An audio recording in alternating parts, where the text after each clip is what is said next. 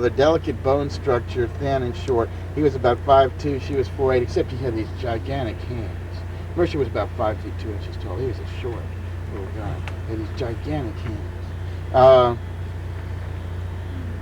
As Samuel describes it, his body and constitution began to change as a result of Sufi practices, because if you look at this first picture of him, he looks like an effeminate young man.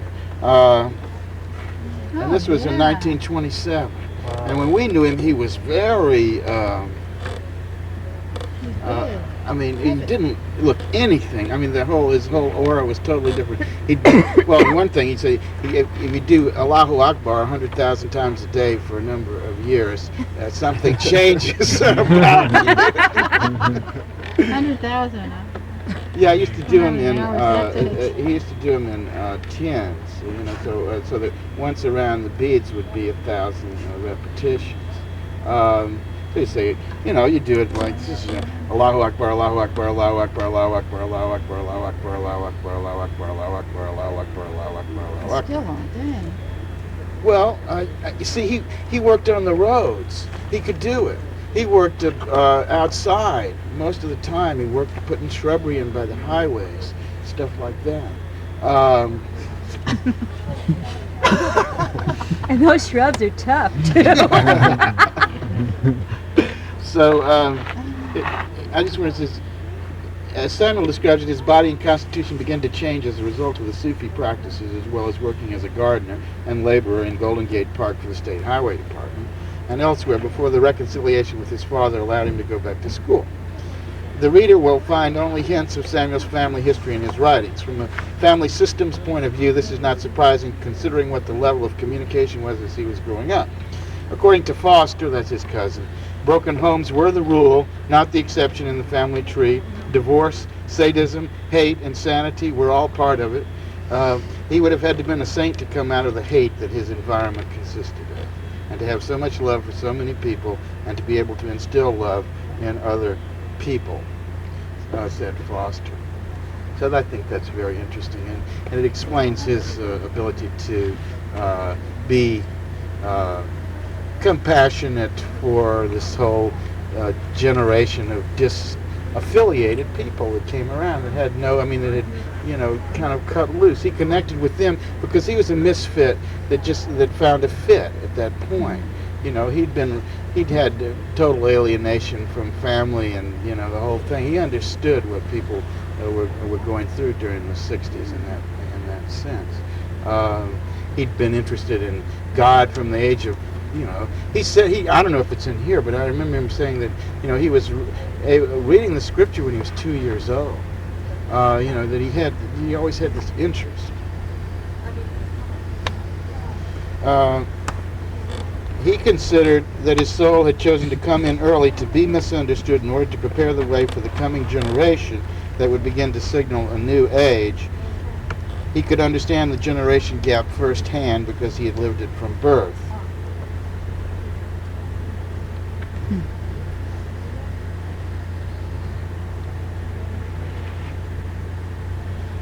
And then it tells something about his early memories here, a paper that he wrote. And then there's a story of how he meets Hazrat Inayat Khan for the first time, and that was in 1990. Wali Ali. So did his spiritual search actually begin with Hazrat Inayat Khan, or did he have any exposure to spiritual teachings? Well, in 1915, he said he describes. He says, "Youth comes to the Palace of Education. This is the World's Fair in San Francisco in 1915, and says, 'Lord, I know nothing. Show me.' He places his hands on his forehead, moving each in the opposite directions as if to empty the mind, and walks in. He walks in as if a Socrates and asks and asks and asks.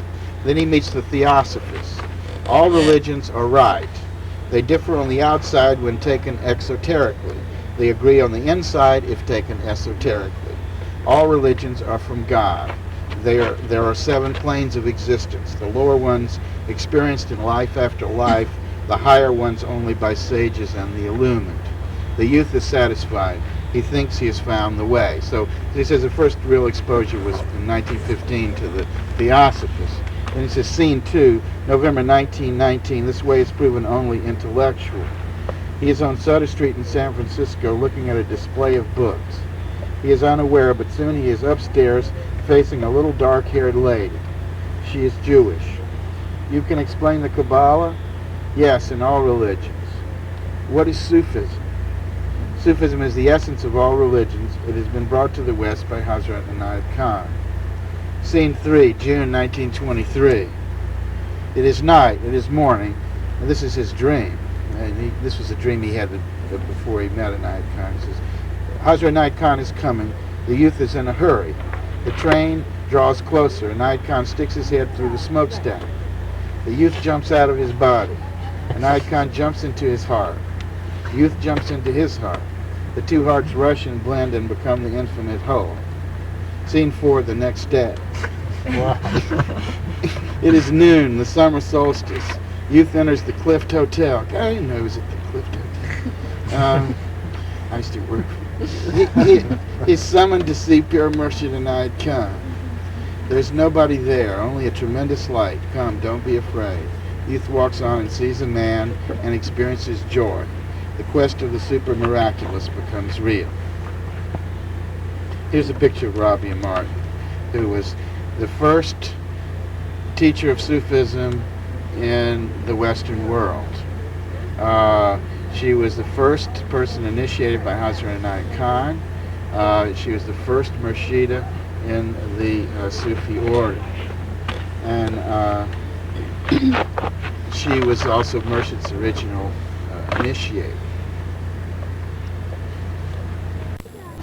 On returning to Lahore, I was challenged by a German, quote, expert on Oriental philosophy, a graduate of Heidelberg, Leiden, Cambridge, and Columbia. He thought I was a great humorist or crazy because I told him I'd been speaking in the Northwest, namely up in the mountains with the Pathan people up in Rawalpindi and up there where they don't, they don't have too much to say to Westerners, He thought he was crazy because he said he'd been up there speaking to them, The next day, I learned that the staff of the hotel thought he was crazy, and I have become a kind of hero. The attitude towards the experts of this kind here is quite different from that in the States. Following this incident, a Tongawalla took me to a wrong shop, and there I learned that the brother of the owner was in Brooklyn seeking to start a Sufi order. Returning later, a merchant hailed me and explained that I could not buy anything more as God had put a limit on my purchases. I told him my name was Murad, meaning I was under grace, and therefore different from a murid who was under the guidance of a spiritual teacher. A man standing nearby overheard me and identified himself as a murid. As a result of that chance meeting, I have been to an assemblage of Naqshbandi Sufis, witnessed their ceremonials, took part in their zikr, and was given a cap and beads. The Khalifa in charge was very handsome with beautiful eyes showing love and spiritual light. After the experience of the meeting, I told one of the murids that I had never seen a man more like Jesus Christ than their Khalifa. You should meet our Murshid, was his reply. As he lives near Rawalpindi, I hope to meet him. I had to bless them all and embrace nearly all the older men, an experience which left me high for 2 days after. Everyone was happy, and they chanted loudly and joyfully, Allahu, as I was leaving.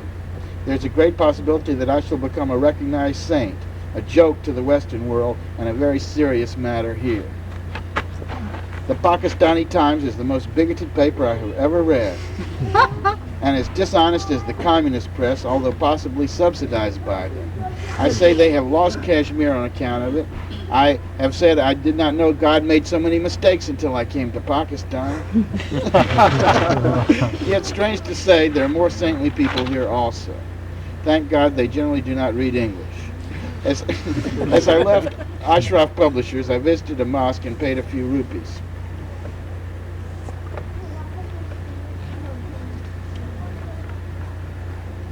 There is the moral side of Sufism and the esoteric side. The one you learn by following the precepts and practices of others. The second, though you're given directions, you must perform for yourself. The moral emphasis is much greater than in Hinduism. The esoteric certainly less than in Tantra. But Sufis never give long discourses on the wonders of wisdom. Discourses on the wonders of wisdom are only veils over truth. They often do not even awaken the intuitive qualities in us. I am satisfied today with what I have accomplished. The immediate result is a bigger outlook before me. Sometimes I shudder at it. All the people I have seen for so long take me seriously, listen and talk, so I get along wonderfully. Let those who talk about God continue to prate. The stirring events within men's lives or men's minds doesn't tell of the phenomena on the surface of the earth, outside their skins.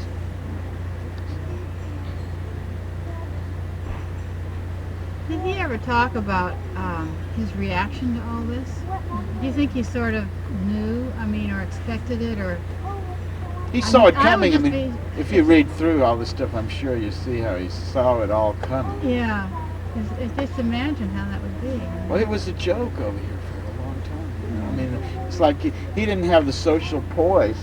People like Alan Watts were the ones that were accepted because they could charm the the social world, and they could say the right things. They could dress the right way. They had a nice English accent, and things. So those are the people that were accepted. He was, just not. He just didn't fit. He was just too off, at that point. Then when the hippies finally came around, it was like all of a sudden, he said, for the same reasons I was rejected before, now I'm being accepted. He says, now I'm being accepted just because I was rejected, and that scares the hell out of me. You can't organize a camp if everybody, for example, is just going off doing their, you have to work together in order to do something where you have to put up $5,000 in front to do it, or something like that. So it makes the organization necessary to do things like that. Yeah, okay, so organization is necessary. We're not going to get any argument from me about that. No, but they get into trouble then. But you see, then people identify with the organization instead of identifying with what it was that made them be a part of that organization to begin with, which was the love of God or the sense of truth or of joy or whatever it was that led them to the organization. They start identifying with the organization. That's deadly. That's very deadly. And the other thing is, you take safety in your little club or organization where everybody thinks the same as you. And what you don't realize is that if I go out there, and I join the Friends of the Earth or something, and they got millions of dollars, I just say, or whatever other group, and I sincerely apply my efforts and talent and inspiration and intuition and heart and caring and service, I rise real fast to the top of any group I become a part of, but we don't dare risk that. And then we aren't able to take advantage of the whole circle of the world that we are already a part of, but that we've identified ourselves as a counterculture or as a club or as a group, you see, and consequently we've limited our power. Murshid never allowed himself. He used organization.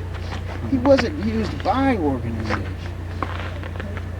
He used them because they were necessary, but he wasn't used by them. In fact, he, was always the, one who was coming back and saying, look, you're not doing what your Constitution says you're supposed to do. For example. And then he was thrown out? Not always, But that's the idea.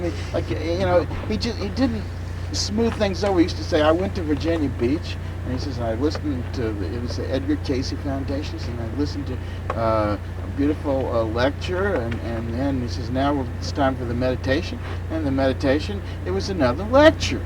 And the guy says, in the lecture, the guy had said,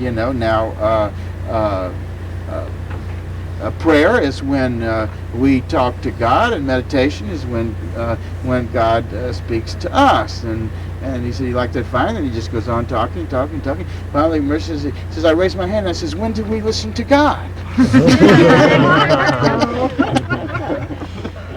This is not a very popular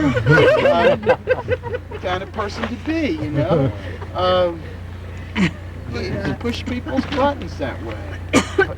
But but if your heart and your intention is true, then you make You're not afraid like the story I was telling in the morning class, he wasn't afraid to look ridiculous. He wasn't afraid to get beyond the comfort of a zone of people that already understood him. I mean, hell, he didn't need to go to San Francisco State to go to Jacob Needleman's class, He didn't need that forum.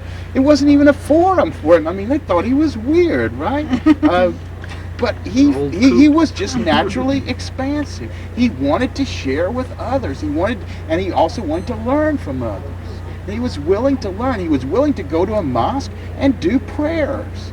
He wasn't of a universal religion that was so universal it couldn't be sullied by the individual practice of any particular religion. It was okay, You don't lose anything by praying with people. But we're afraid we are, because we hold ourselves separate, because it might make us identify with some way of limitation or bigotry or narrowness, you see. But all I'm saying is, in that area where the heart, the world stands out on every side no wider than the heart is wide. That's what, our heart's not that big yet, because the heart we're talking about is the heart of the Bodhisattva, the one who consciously says, I'm not just interested in training a small group of people, however innumerable sentient beings are. I vow to save them all. That takes a long time. You have to get to the end of the line.